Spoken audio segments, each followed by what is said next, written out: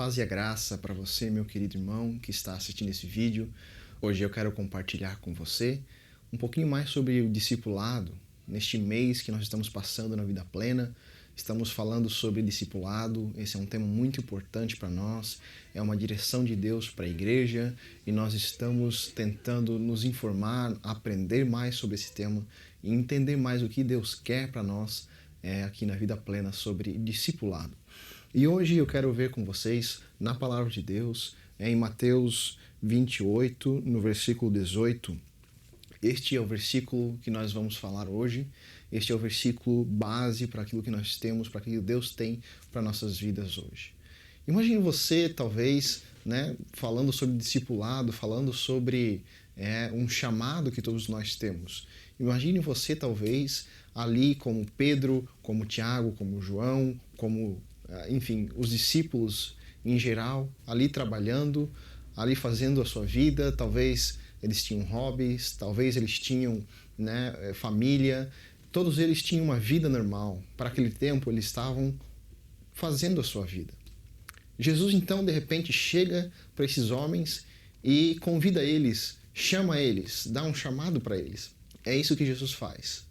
E ali naquele momento, então, aqueles homens decidem aceitar esse chamado de Jesus Cristo para a vida deles. Eles não sabiam quem era Jesus, eles não tinham certeza, muito provavelmente, de que Jesus era o Messias vindo. Naquele momento eles não sabiam que eles mudariam o mundo através desse chamado de Jesus. Mas, como vimos na história ali da palavra do Senhor, na história de Jesus sobre essa terra, ele chamou os discípulos. Os discípulos então passaram a conhecer a Jesus de forma mais íntima. Os discípulos passaram a andar com Jesus. Os discípulos passaram a imitar a Jesus. Os discípulos passaram a ver milagres acontecendo na vida de Jesus.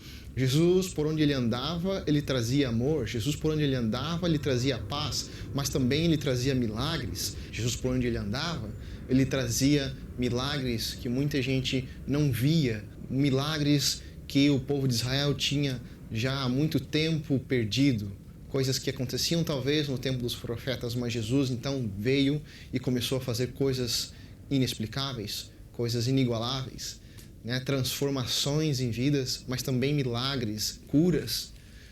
Eles passaram a conhecer o Mestre, seguindo a ele. Eles passaram ali alguns anos junto com o Senhor. E isso os fez conhecer a Jesus muito mais intimamente do que muitas outras pessoas que talvez também seguiam a Jesus, mas não eram os discípulos, não eram aqueles que estavam ali dispostos a seguir a Jesus, não eram aqueles que estavam ali dispostos a crer que Jesus era o Messias. Eles estavam ali dispostos, crendo nisso, crendo que Jesus era realmente o Messias, mas também talvez sem saber qual era o destino deles. O que eles achavam era que Jesus viria para transformar o reino de Israel. O que eles pensavam era que Jesus viria para dar a Israel um novo fôlego, uma nova vida. O que eles achavam é que Jesus viria para trazer poder ao reino de Israel, para transformar aquela situação que Israel estava vivendo, que era uma situação de servidão a outra nação. O que eles pensavam era que Jesus viria, o Mestre, o Messias viria para se tornar um rei com todo o poder, com espada na mão, aquele que transformaria toda a realidade e que traria uma nova era para Israel. Mas Jesus ele foi fazendo a sua obra, foi fazendo seus milagres, tudo aquilo foi acontecendo, talvez aquela chama no coração dos discípulos foi crescendo e eles foram vendo, olha só, realmente Jesus, esse me parece ser o Messias, realmente eu quero segui-lo, eu quero imitá-lo, eu quero fazer esses mesmos milagres e assim eu quero seguir. Então eles seguiram a Jesus por todo o tempo, até o fim realmente. Mas chegou esse fim, chegou esse momento onde Jesus ele foi crucificado, chegou esse momento onde Jesus morreu. Esse momento simples, que todos pensavam que não iria acontecer com o Messias, que pensavam que o Messias iria vencer, iria sempre estar à frente dos seus inimigos. Mas aconteceu que Jesus morreu. E aí acabou. O que acontece então no coração desses discípulos Parecia que tudo estava acabado. Parecia que Jesus podia fazer qualquer coisa antes de morrer. Parecia que Jesus podia fazer tantos milagres. Parecia que Jesus tinha, sim, realmente todo o poder contra a morte. Parecia que ele podia curar doenças. Parecia que ele podia transformar vidas. E ele podia sim fazer aquelas coisas acontecerem. Mas essa pessoa, esse Jesus que estava trazendo cura e redenção para outras pessoas, então morre. E os discípulos, então, ali ficaram pensando, o que está acontecendo? Como que Jesus morreu? Por 3 dias, eles provavelmente se sentiram, desiludidos, se sentiram confusos, se sentiram, tolos, talvez. Oh, por que acreditei em Jesus? Mas por 3 dias estavam assim. Mas, de repente, depois de 3 dias, Jesus voltou. Jesus ressuscitou. Então, agora Jesus voltou. Jesus agora venceu a morte. Jesus agora venceu aquilo que era de mais poderoso contra o ser humano. E eles pensam, então, agora sim, agora Jesus vai fazer aquilo que nós precisamos para o reino de Israel. Agora Jesus vai trazer paz, agora Jesus vai trazer poder ao reino de Israel, vai conquistar o mundo, vai conquistar tudo, porque Ele é o Messias. Ele voltou e Ele agora tem todo o poder na sua mão. Então é isso que nós esperamos de Jesus. Mas então nós lemos aquilo que se passa em Mateus, no capítulo 28 e no versículo 18. E chegando-se Jesus, falou-lhes dizendo, é-me dado todo o poder no céu e na terra. Aí eles já estavam pensando, opa, todo o poder está com Jesus. Tudo aquilo que nós precisávamos era um Messias com todo o poder no céu e na terra. Esse é o verdadeiro Messias e ele vai nos tirar, dessa servidão que estamos debaixo de outra nação, vai trazer glória para Israel. Assim eles pensavam. Mas Jesus então continua falando.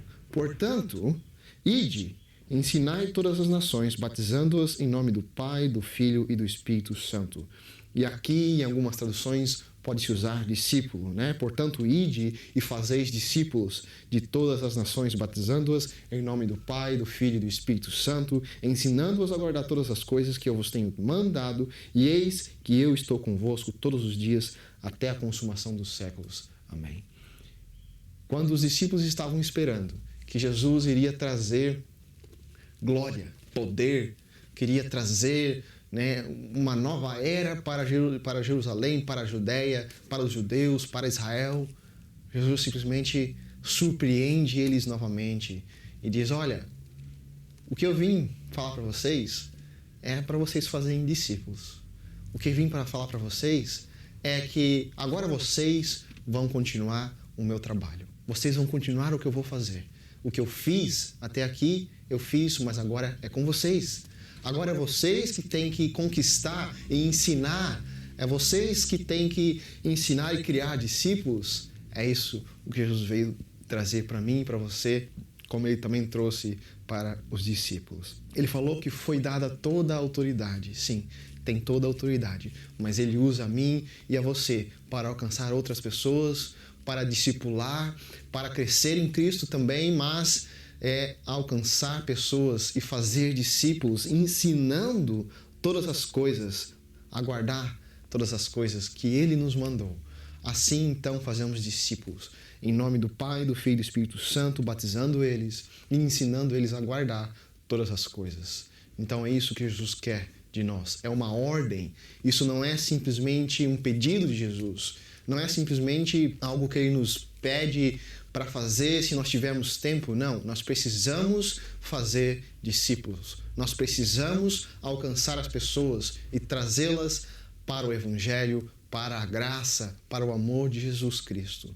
Nós precisamos espalhar essa semente e discipular pessoas. Se eu e você não estamos discipulando, estamos em falta com Jesus, estamos não dando ouvidos à ordem do Senhor.